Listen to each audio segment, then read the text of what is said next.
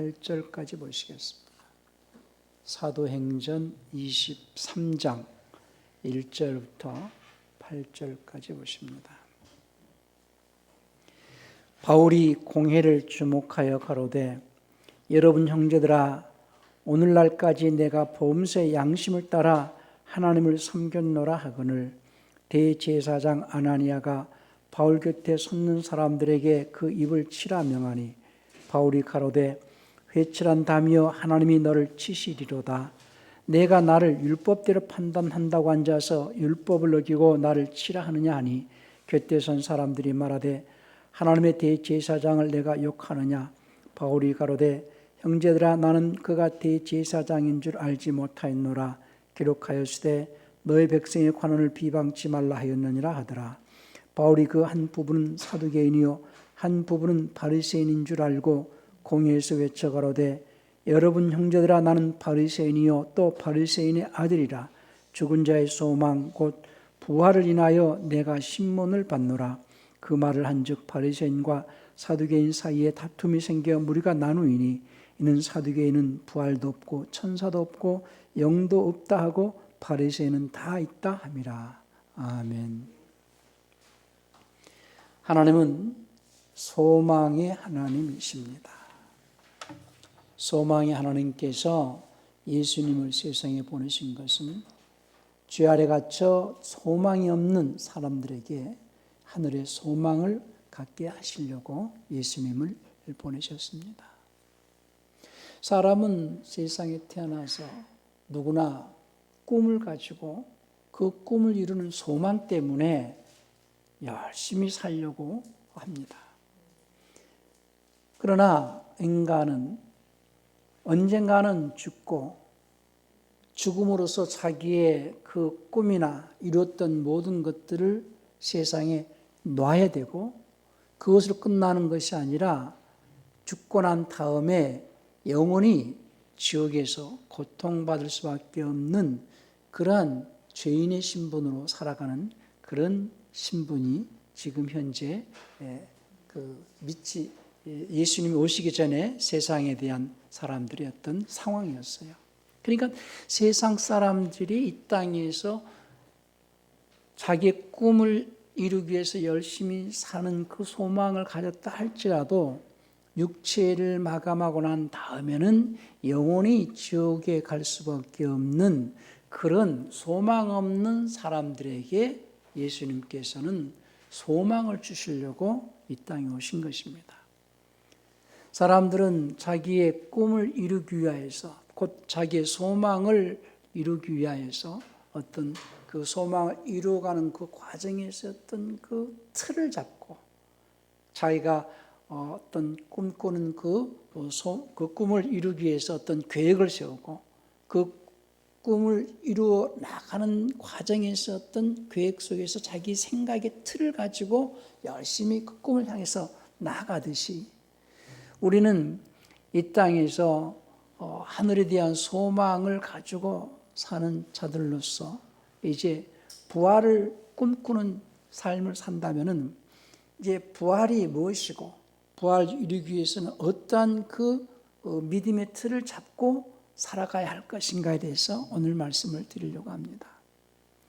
예수님이 오시기 전에 세상은 소망이 없는 그런 상황 속에서 살았지만은 예수님께서 인류를 대신하여서 죄값을 지불하시고 모든 인류를 살리신 것은 예수님께서 부활하신 그 부활에 동참할 수 있게 하시려고 예수님께서 우리를 살리셨습니다. 많은 사람들이 예수님의 십자가 사건으로 우리를 살리셨다라고 하니까 그것이 곧 죽고 난 다음에 영생의 부활에 들어가는 것으로 오해를 하는 경우가 많아요. 예수님께서 십자가에 죽으심으로써 우리를 살리셨다라고 하는 것은 우리 혼을 살리신 것이고 다시 말해서 죄에서 건지셨고 우리가 이제 산자가 되어서 예수님의 그 부활에 동참할 수 있는 신분이 되었다 그 말이에요. 다시 말씀을 드립니다. 그러니까 여러 가지로 살리셨다, 죄에서 우리를 구원하셨다, 또 우리를 의롭다 칭하셨다라고 하는 그런 말들은 곧 예수님께서 부활하신 그 부활에 동참할 수 있는 신분이 되게 하셨다, 이런 말입니다.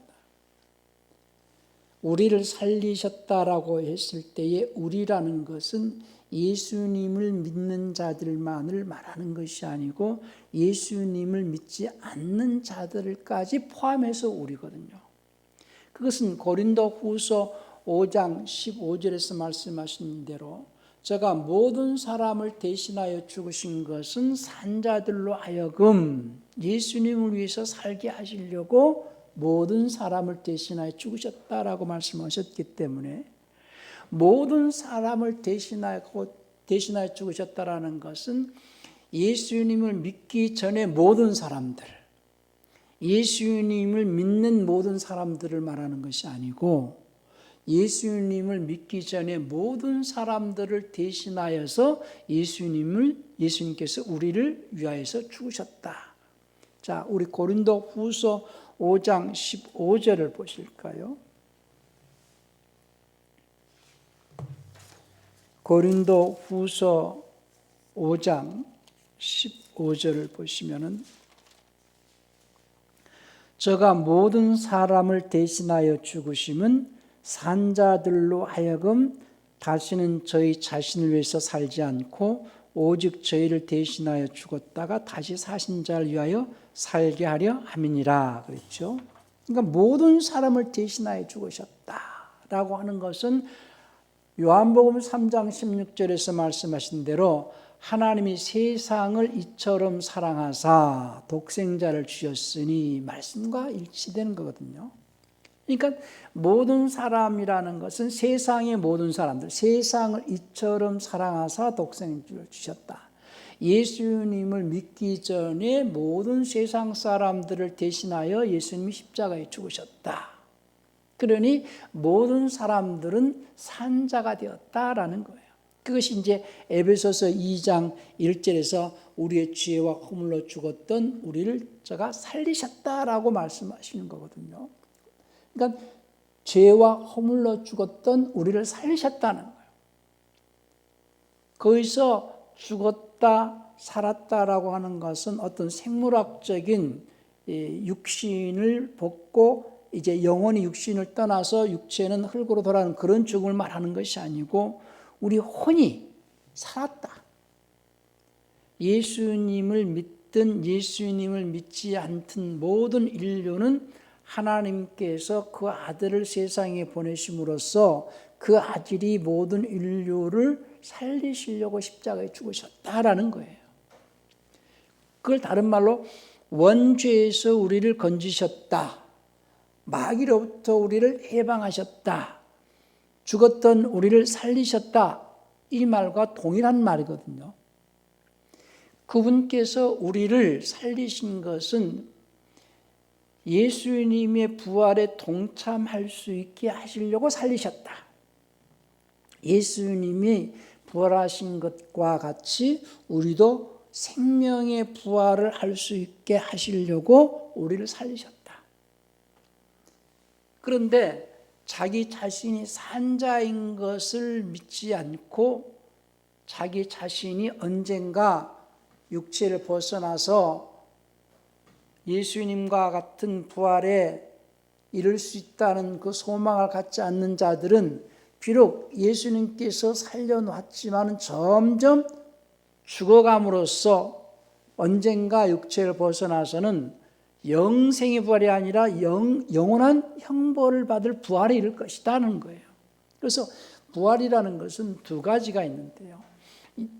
예수님을 믿든 예수님을 믿지 않든 사람이 죽고 난 다음에 그리스도의 심판대 앞에 선 다음에 모든 자들이 이제 그리스도의 심판대 앞에 서기 위해서 모든 자들이 부활을 할 거예요. 그 부활을 할 때에 생명의 부활에 이를 자가 있고 영원한 사망의 부활에 이를 자가 있을 거예요.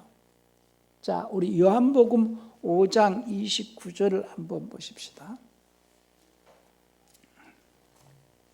요한복음 5장 29절. 선한 일을 행한 자는 생명의 부활로, 악한 일을 행한 자는 심판의 부활로 나오리라 했는데요.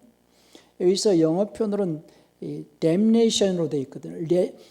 resurrection of damnation, 그러니까 천벌받을 또는 지옥에서 영원히 고통받기 위한 부활이 있다는 거예요. 그러니까 부활이 두 종류가 있는데, 천국에서 영원히 행복하게 살기 위해서 부활하는 자가 있고, 지옥에서 영원히 고통받기 위한 부활이 있다. 예수님을 믿든 예수님을 믿지 않든 사람이 죽고 난 다음에 그리스도의 심판대 앞에서 모든 자들이 부활해서 그리스도의 심판대 앞에 설 날이 온다는 거예요. 그렇다 이제 바울은 요한복음 5장 29절에서 생명의 부활 또 영벌의 부활 또는 천벌의 부활을 요한복음 5장 29절에 말씀을 했지만은 사도행전 24장 15절을 또 한번 볼까요?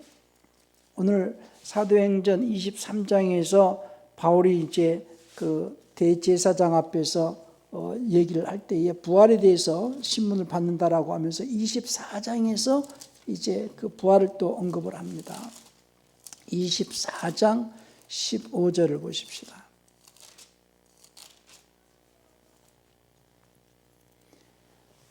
저희의 기다리는 바 하나님께 향한 소망을 나도 가졌으니 곧 의인과 악인의 부활이 있으리라 함이라. 그러니까 의인의 부활과 악인의 부활, 의인의 부활은 생명의 부활이요 천국으로 들어가기 위한 부활이요, 악인의 부활은 영원한 지옥에 들어가기 위한 부활이요, 예수님을 믿든 예수님을 믿지 않든 모든 자들은 부활을 할 것인데, 믿는 자들은 영생에 이르는 부활의 소망을 가지고 신앙생활을 하는 거거든요.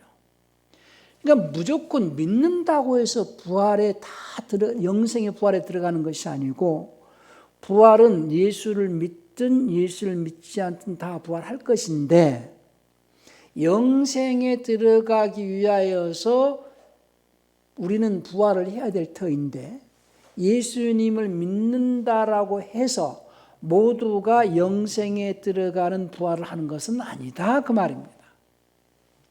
예수님을 안 믿어도 부활을 해요.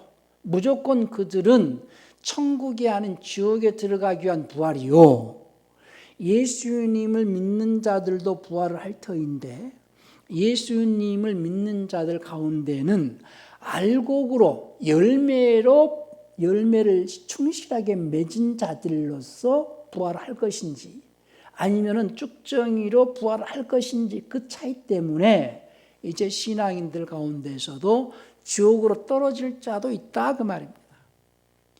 그러니까 많은 사람들이 생각을 합니다. 예수를 믿으면은, 오늘 부활주일로 한국교회가 지켜지는데요, 부활을 가지고 나는 예수를 믿으니까 천국에 들어갈 부활할 것이다 라는 소망을 가지고 있지만, 그건 너무나 추상적이고 막연한 거예요. 세상의 사람들도 자기의 꿈을 이루기 위해서 어떤 자기의 생각의 틀이, 자기 꿈을 이룰 수 있는 그 틀을 가지고 살아갑니다. 자기가 어떤 꿈을 이루기 위해서 자기 인생의 계획과 자기 생각의 틀을, 그 꿈을 이룰 수 있는 틀을 붙잡고 살아가듯이, 신앙인도 영생의 부활에 이르기 위하여서는 영생의 부활에 이룰 수 있는 믿음의 틀을 붙잡고 살아가야 된다 그 말이에요. 그래서 설교라는 것은 다른 것이 없습니다. 설교는 그리스도인들로 하여금 영생의 부활에 이룰 수 있는 생각의 틀을 잡아주기 위해서 하는 거예요. 다시 말씀을 드립니다. 사람은 누구라도 자기의 생각의 틀을 가지고 자기 생각의 수준만큼 말하고 자기 생각의 수준만큼 세상을 살아갑니다. 그러나 자기가 어떠한 꿈을 가지고 어떠한 소망 가운데서 살아가느냐에 따라서 사람들은 꿈이 각각 다르기 때문에 생각이나 또 그 사고가 다르지요. 자기의 꿈이 있어요. 어떤 사람은 의사가 되고자 하는 꿈도 있고, 어떤 사람은 정치가가 되고자 하는 꿈도 있고, 어떤 사람은 연예인이 되고자 하는 꿈이 각각 다르잖아요. 그 꿈이 다르기 때문에 자기의 꿈을 이루기 위하여서 그 사람이 가지고 있는 생각이 다르고, 그 생각의 틀이 다르고, 그 생각과 생각의 틀에 기초하여서 자기가 살아간다 그 말이에요. 그래서 그렇게 살아감으로 인하여서 자기가 이루고자 하는 그 꿈, 그 소망을 향하여서 자기 인생을 살아갑니다. 그와 같이 그리스도인들이 이 땅에서 살아가는 가장 큰 이유는 뭐냐? 영생의 부활을 향하여서 영생의 부활의 소망을 가지고 살아간다 하면은 영생의 부활에 이룰 수 있는 생각의 틀을 잡기 위하여서 우리는 어떠한 지식을 가져야 할 것이냐 하는 거예요. 그러니까 설교라는 것은 그리스도인들에게 영생의 부활에 이룰 수 있는 생각의 틀을 잡아주기 위해서 하는 것이 설교예요.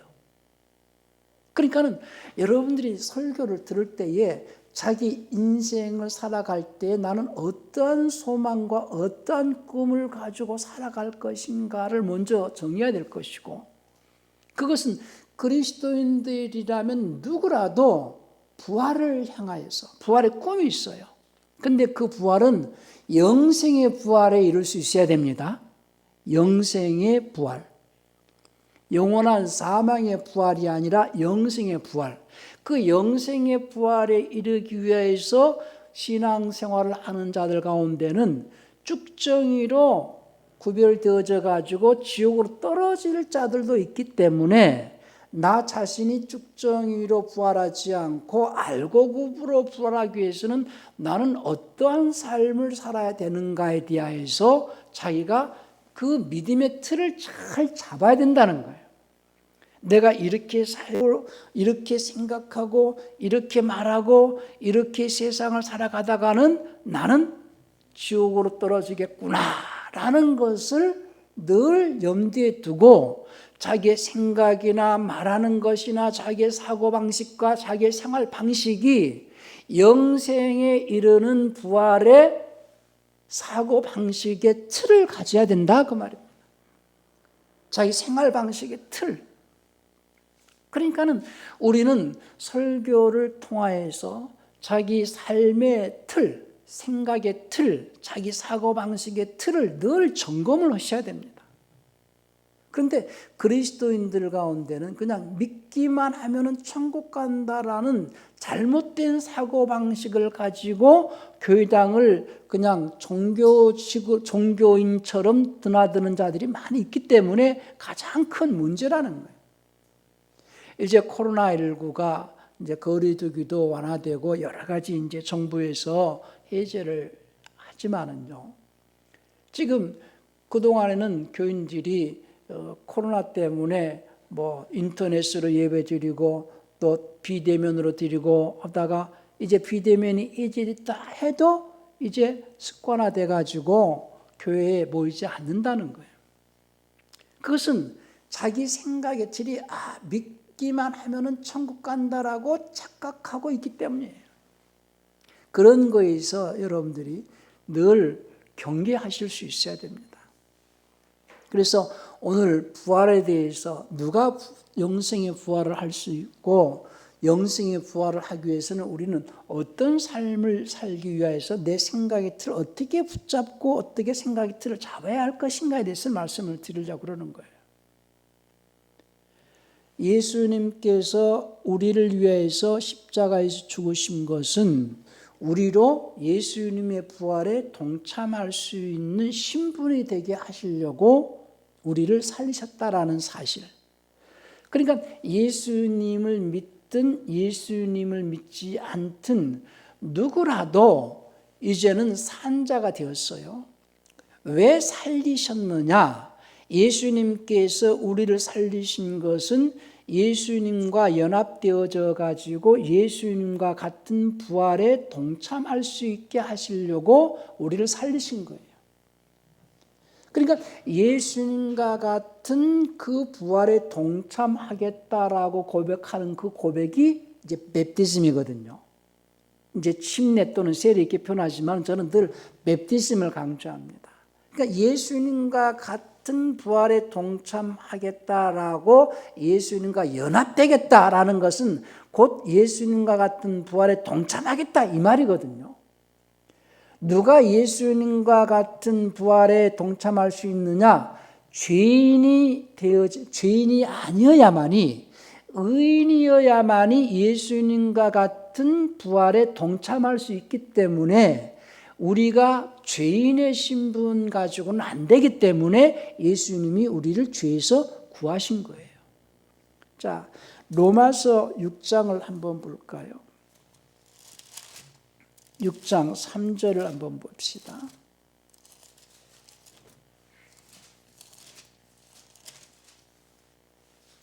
3절부터 무릇 그리스도 예수와 합하여 맵티즘을 받은 우리는 그의 죽으심과 합하여 맵티즘 받은 줄 알지 못하느뇨. 그러므로 우리가 그의 죽으심과 합하여 맵티즘을 받음으로 그와 함께 장사되어 있나니 이는 아버지의 영광으로 말미암아 그리스도를 죽은 자 가운데 살리심과 같이 우리로 또한 새 생명 가운데서 행하게 하려 함이니라. 만일 우리가 그의 죽으심을 본받아 연합한 자가 되었으면 또한 그 부활을 본받아 연합한 자가 되리라. 무슨 말씀이냐? 예수님과 같은 그 부활에 참여하기 위해서 연합한 밥티즘을 받고, 그러니까 밥티즘이라는 것은 예수님과 연합되겠다는 고백이거든요. 예수님과 연합되어 죽어 있다 하는 얘기는 예수님이 아버지 말씀으로 순종하는 삶을 통하여서 죽으셨다는 거예요. 그와 같이 예수님이 죄 없는 하나님의 아들이신 것처럼 우리도 예수님께서 우리의 죄를 사면해 주시고 죄인의 신분이 아닌 의인의 신분으로 예수님처럼 살아간다면 우리는 영생의 부활에 이를 것이다라는 거예요. 그러니까 맵티즘이라는 것은요, 죄인의 신분으로 받는, 죄인이라고 고백하면서 받는 자들이 있고, 이제 죄에서 사면받고 나는 산자인 것을 고백하면서 산자가 되었으니, 다시 말해서 의인이 되었으니 의인이신 예수님처럼 예수님과 연합되어서 예수님이 그 말씀의 순종으로 죽으시고 부활하신 것처럼 나도 예수님처럼 부활에 이르겠다라는 고백으로 연합되어지는 고백이거든요. 그러니까 절대로 죄인은 예수님과 연합될 수 있는 밥티즘 받을 수가 없어요. 그러니까 요한이 요단강에서 맵티즘을 줄 때에 바리새인과 서기관들이 이제 오는 것을 보고 이 독사의 자식들아 누가 너희에게 너희를 하나님의 그 자손이라 하더냐, 이 돌들로도 아브라함 자손들을 만들 수 있다. 너희가 먼저 회개에 합당한 열매 맺고 와라 이런 말을 하거든요.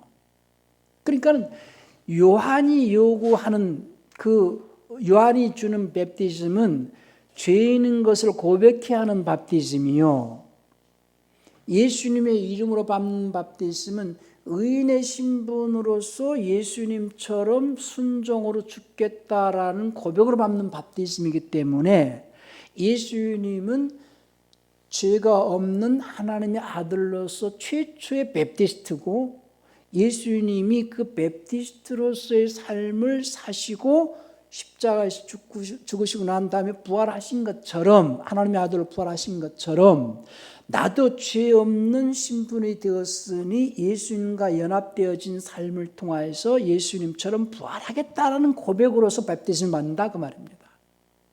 그렇기 때문에 예수님께서 우리를 살리셨다, 예수님께서 우리를 마귀로부터 해방시키셨고 예수님께서 우리를 죄에서 구원하셔서 우리를 의롭다 하셨다라는 것은요, 그분이 우리를 의롭다라고 인정하시기 위하여서 십자가에 죽으신 것은 예수님처럼 부활할 수 있게 하시려고 예수님처럼 부활할 수 있고 영생에 부활하게 하시려고 예수님이 우리를 살리신 거예요. 그러니까 신앙생활은 뭐냐? 예수님이 우리를 살리신 것은 예수님처럼 부활할 수 있게 하시려고 우리를 살리셨으니, 예수님처럼 부활하고자 하는 자들은 예수님처럼 살아가겠다라는 고백으로 바티즘을 받고 예수님처럼 살아가겠다라고 고백하면서 이제부터 내가 나를 위해 살지 않냐고, 나를 위해서 죽었다 다시 사신 예수님을 위해 살겠습니다라고 하는 그런 고백을 하면서 사는 것이 신앙생활이다, 그 말이에요. 그러니까 부활은 두 부류의 부활이 있다. 예수님을 안 믿는 자들도 부활이 있고, 예수님을 안 믿는 자들은 쉽게 해서 세상에 속된 말로 천벌받기 위한 부활, 곧 지옥에 들어가기 위한 부활이고, 예수님을 믿는 자들이 소망하는 부활은 영원한 영생에 이르는 천국에 들어가기 위한 부활을 소망하면서 이제 신앙생활을 하는 것인데, 영생에 이르기 위하여서 우리가 신앙생활을 할 때에 쭉정이로서 부활할 것인지 알곡으로 부활할 것인지, 그거는 자기 인생을 얼마만큼 말씀의 순종으로 심느냐에 따라서 알곡인지 쭉정인지 그건 구별되어질 거다, 그 말입니다.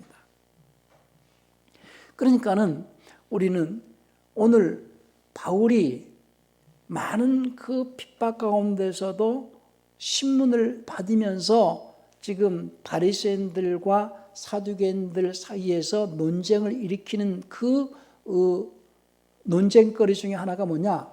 부활이 있고 부활이 없고 이 차이거든요. 사두개인들은 영도 없고 천국도 없고 부활도 없다, 이렇게 이제 그 생각하는 자들이 있고, 바리새인들은 부활이 있고 천국이 있고 영도 있고. 그러니까 바울이 지금 신문을 받는 것은, 고난을 받고 또 여러 가지 핍박을 받으면서 복음을 전하는 것은 무슨 소망 때문이냐? 부활에 대한 소망 때문이라는 거예요. 그러니까 그리스도인들이 이 땅에서 부활이 없다면 세상에서는 가장 불쌍한 자라고 그랬어요. 우리 고린도전서 15장 그 29절인가요? 19절인가요? 자, 우리 고린도전서 15장 한번 볼까요? 19절입니다.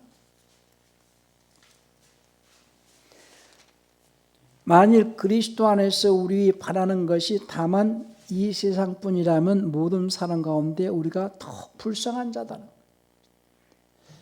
세상에 소망이 만약에 부활이 없다, 우리의 그리스도인들의 소망은 부활인데 부활이 없다면 제일 불쌍한 자들이 그리스도인이라는 거예요.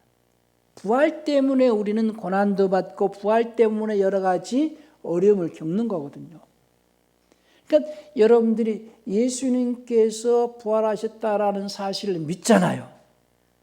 예수님께서 부활하셨으니 예수님께 붙어 있는 자는 반드시 부활할 것이다.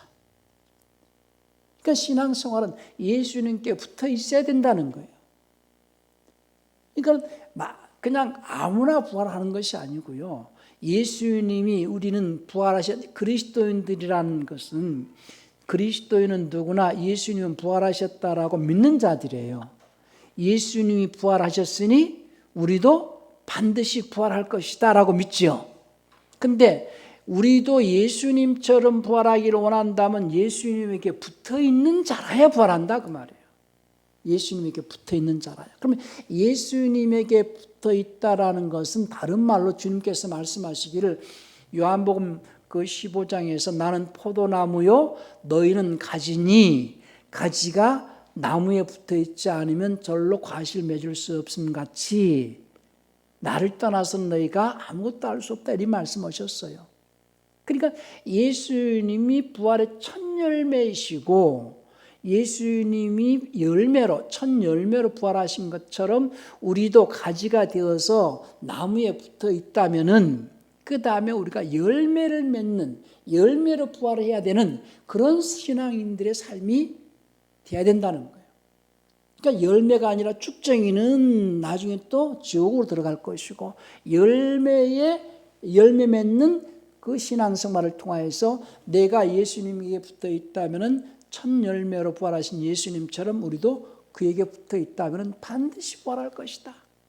근데 지금 많은 그리스도인들이요, 예수님에게 붙어 있지 않고 가지가 나무에서 벌어져 있고 떨어져 있는 경우가 많거든요. 지금 교회가 안에 세워져 있지 않아요. 자, 고린도전서 15장 23절도 한번 보실까요? 그러나 각각 자기 차례대로 되리니 먼저는 첫 열매인 그리스도요, 다음에는 그리스도 강림하실 때 그에게 붙은 자요 그랬어요. 그러니까 예수님에게 붙어 있으라는 거예요. 다시 말해서 예수님은 나는 포도나무에 너희는 가지니, 가지가 나무에 붙어 있어야 열매 맺지요. 교회는 예수님의 몸이라고 그랬고, 교회는 예수님의 몸이요, 교회는 그 지체라고 그랬어요. 예수님이 교회의 몸된 주님의 몸이요, 성도는 지체요 이 말이나, 나는 포도나무요 너희는 가지니 이 말이나 같은 말씀이죠. 교회의 머리가 되시는 예수님이 살으셨으니 머리에 붙어있는 몸과 지체들은 예수님께서 부활하신 것 같이 그에게 붙어있는 자들은 살아난다는 거예요. 그러니까 신앙생활은요, 예수님의 몸을 이루는 교회에 붙어 있어야 됩니다. 지체로서 살아가야 됩니다. 왜? 예수님이 부활하신 것처럼 우리도 부활할 것을 믿기 때문이요. 예수님이 부활하신 것을 믿는다 하면서 만약에 자기도 예수님처럼 부활할 것이다라는 소망을 가지고 있다면서 예수님의 몸된 교회에 붙어 있지 않다면 그는 나중에 쭉정이로서 지옥으로 떨어질 부활을 할 거예요. 이제 그런 신앙관이 안 잡혀 있다는 거죠. 그러니까 오늘 제가 말씀드리려고 하는 것은 첫 번째, 부활이라는 것은 영생의 부활이 있고 영원히 지옥에서 고통받는 부활이 있다.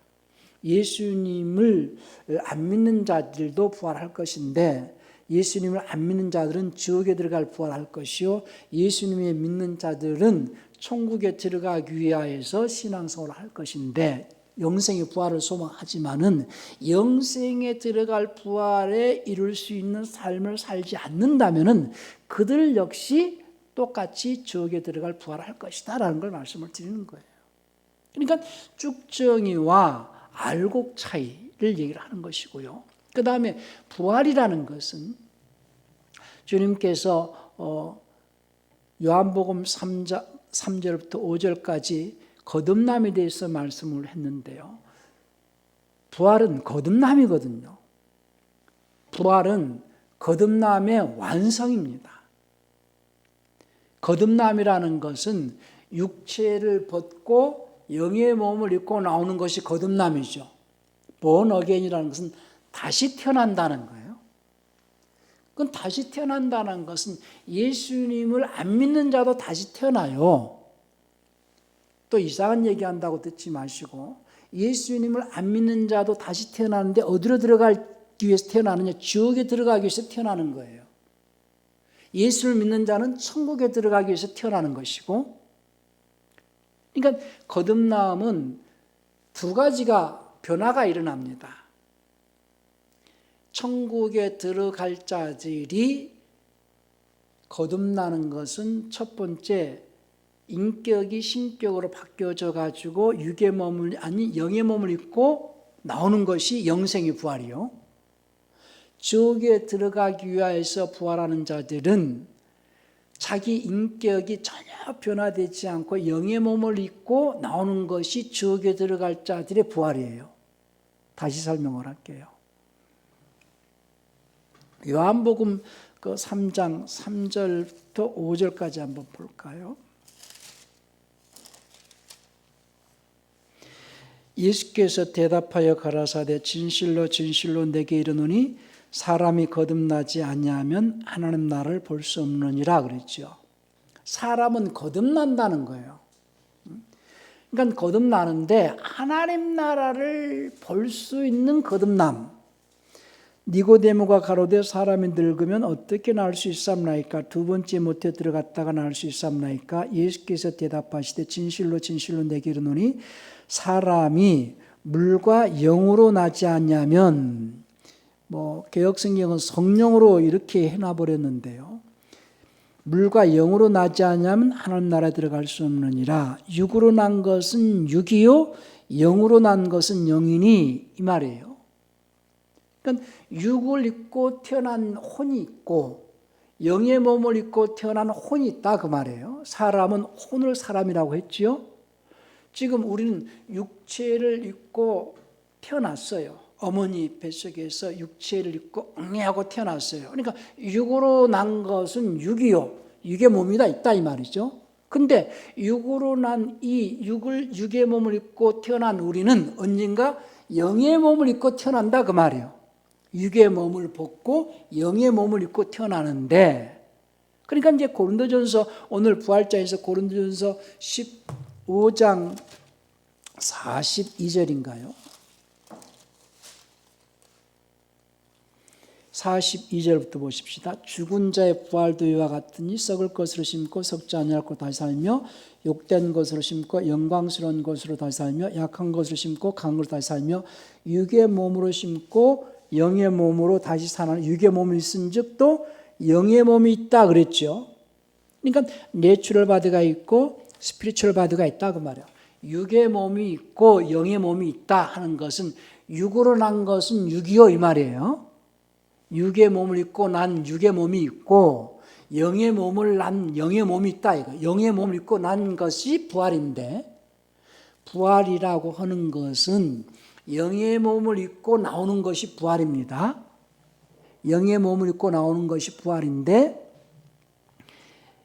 혼이 육의 몸 안에 있을 때에 하나님의 성품을 닮은 혼으로, 인격으로 하나님의 성품으로 바꿔져 있는 인격이, 하나님의 신의 성품으로 바꿔져 있는,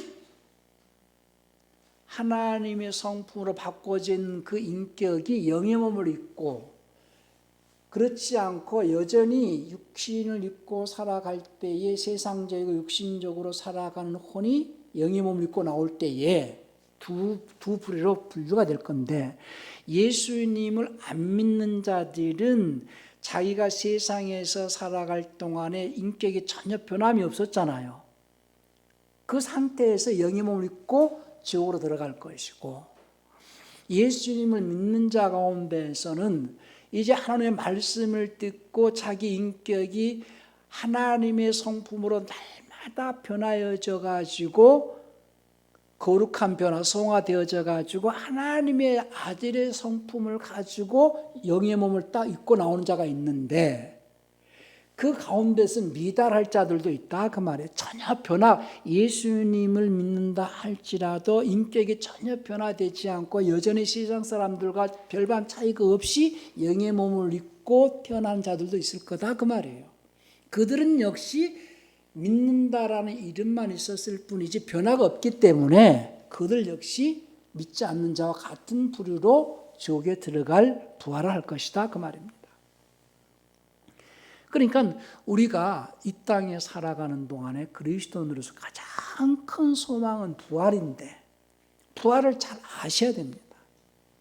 부활이라는 것은 영의 몸을 입고 태어나는 것인데, 그 영의 몸을 입고 태어날 때에 그 인격이 하나님을 닮은 자들은 천국에 들어갈 것이고, 그 인격이 하나님을 닮지 않고 여전히 마귀의 속성을 가지고 영의 몸을 입고 태어난 자들은 지옥으로 들어갈 것이다, 그 말이에요. 예수님께서 우리를 살리신 것은 예수님과 같은 부활에 동참할 수 있게 하시려고 우리를 살리셨다.